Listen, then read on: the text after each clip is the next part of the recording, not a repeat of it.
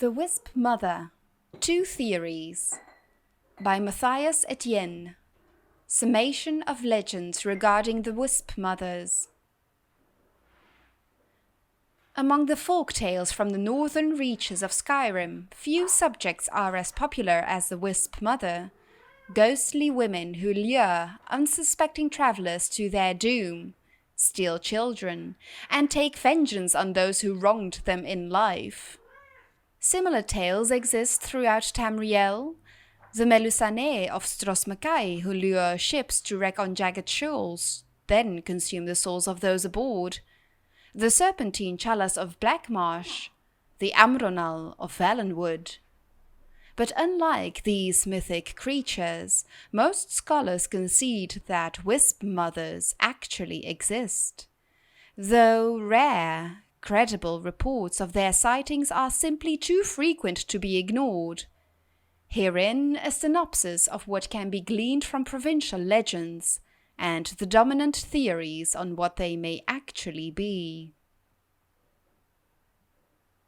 Wispmothers. Most tales agree on only a few basic facts about Wispmothers. They are always female. They take the form of human, some say elven, spirits, wreathed in mist and decaying rags. They have an affinity for frost magic, rarely appearing in more temperate climes. But beyond that, the tales differ wildly. Some say they are ghosts, waiting to be laid to rest. Others that they are all that remains of the snow elves who once ruled Skyrim. Some say they are natives to Hjalmarch, or the North more generally, but other tales mention them in forgotten places, on mountaintops as far away as the Yerals.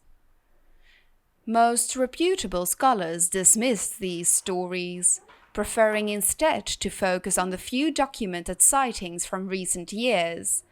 From these, two dominant theories have emerged. Based on his extensive research into necromancy and Cyrodiil's Islade culture, Master Sadrin Sarethi posits that Wispmothers are a necrolytic state, a type of lichdom developed by a now forgotten First-Era culture. Under his theory, these are no mere ghosts.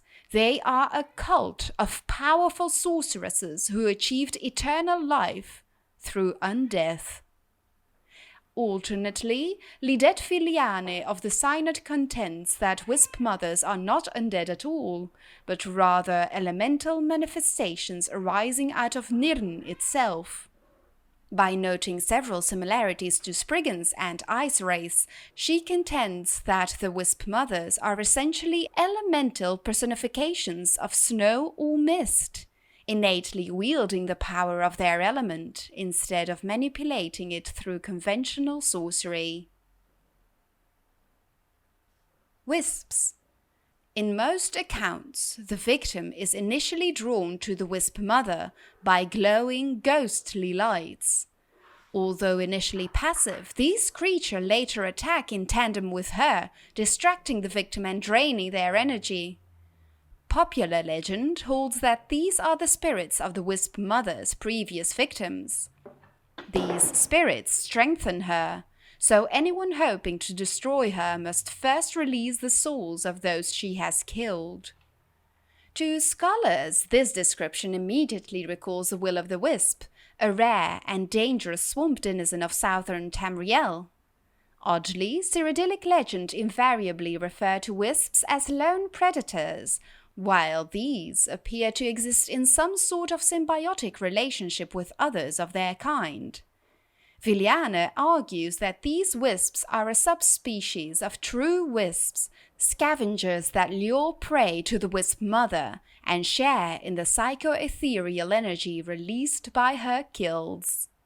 As codependent scavengers, they most likely lack the formidable defenses of their predatory cousins, rendering them far more vulnerable. Alternately, Sarethi posits that these wisps are merely emanations or conjurations of the Wispmother and not free living creatures, This is supported by one incident in which an adventurer reportedly killed a wisp mother directly, only to observe the remaining wisps immediately perish as well, though the source is considered highly unreliable. In summary, scholarly opinion about wisp mothers and wisps is sharply divided and is likely to remain so for some time. But all sources agree on one crucial point. These are highly dangerous foes and should be avoided at all costs.